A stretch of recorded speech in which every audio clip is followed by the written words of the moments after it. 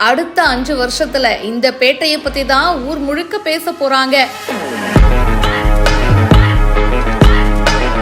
ராணிப்பேட்டையோட 50 வருஷ வளர்ச்சி கதையை தான் இப்போ நம்ம பார்க்க போறோம். அடுத்த 5 வருஷத்துல குட்டி ஸ்ரீபெரும்புத்தூரா மாறப்போகுது அப்படின்னு சொல்றாங்க. வேலூர் மாவட்டத்தில் இருந்து 2019ஆம் ஆண்டு தனி மாவட்டமா ராணிப்பேட்டை பிரிக்கப்பட்டுச்சு. அண்ட் இப்போ முக்கிய தொழில்துறை பகுதியா உருவெடுத்து வருது.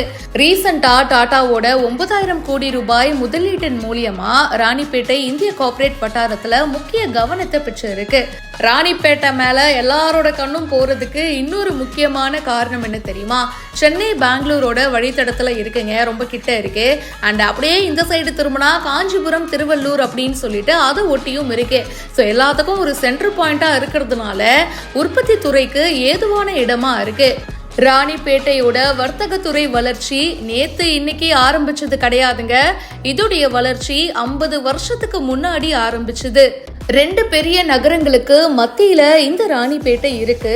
ஸோ இங்க ஆட்டோமேட்டிக்கா பாத்தீங்கன்னா சிறு குறு நிறுவனங்கள் ஸ்டார்ட் ஆயிடுச்சு. இதை கவனிச்ச தமிழ்நாடு அரசு முதல் சிப்காட் தொழில்துறை பூங்காவை அமைச்சாங்க. இதுதான் ராணிப்பேட்டை பகுதியுடைய வலிமையான வளர்ச்சிக்கு அடித்தளமா அமைஞ்சது. Slow and steady wins the race அப்படின்னு சொல்லுவாங்கல்ல, அந்த மாதிரி தாங்க இந்த ஏரியாவுடைய வளர்ச்சி. ரொம்ப ஸ்லோவா இருந்தாலும் ரொம்ப ஸ்டெடியா இருந்திருக்குங்க. அதுதான் இன்றைய வெற்றிக்கு ஒரு முக்கிய காரணமா அமைஞ்சிருக்கு. ராணிப்பேட்டை மாவட்டம் கடந்த 50 வருஷத்துல காலணிகள் தயாரிக்கும் பெரிய மற்றும் நடுத்தர அளவிலான தோல் நிறுவனங்களுக்கும் ஆடை தொழிற்சாலைகளுக்கும் இருப்பிடமா இருக்கு.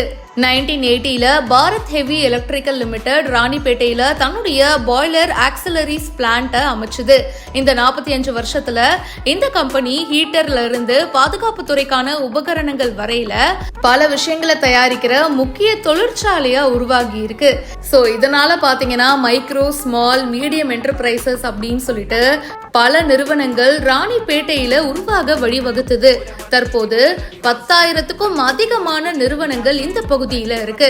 ரீசெண்டா டாடா மோட்டார்ஸ் தன்னுடைய வெளிநாட்டு கார் பிராண்டான ஜாகுவார் மற்றும் லேண்ட் ரோவர் கார்களை தயாரிக்க ராணிப்பேட்டையில 9,000 கோடி ரூபாய் முதலீடு செஞ்சு புதிய தொழிற்சாலையை அமைக்க உள்ளதா அறிவிச்சாங்க. அண்ட் இதை தொடர்ந்து தைவான் நாட்டுல காலனி தயாரிப்பாளர் ஹாங் ஃபூ அடுத்த 3 இருந்து 5 ஆண்டுகள்ல நைக்கி மற்றும் பூமா போன்ற உலகளாவிய பிராண்டுகளுக்கான ஸ்போர்ட்ஸ் ஷூ தயாரிக்க 1000 கோடி ரூபாய் முதலீடு செய்ய இருக்கு அப்படின்னு சொல்லியிருக்காங்க. கூடவே பொம்மை தயாரிப்பாளர் ஃபன் ஸ்கூல் கடந்த 25 வருஷமா ராணிப்பேட்டையில தொழிற்சாலை அமைச்சு தொடர்ந்து விரிவாக்கம் செஞ்சுட்டு வராங்க. சோ மொத்தத்துல அடுத்த 5 வருஷத்துல ராணிப்பேட்டையில எக்கச்சக்கமான மாற்றங்கள் வரப்போது, ஒரு புதிய தொழிற்சாலை நகரமா உருவாக போகுது அப்படின்னு எதிர்பார்க்கப்படுது. இதை பத்தி உங்களுடைய கருத்துக்களை ஷேர் பண்ணுங்க. இப்பவே ஃபாலோ பண்ணுங்க.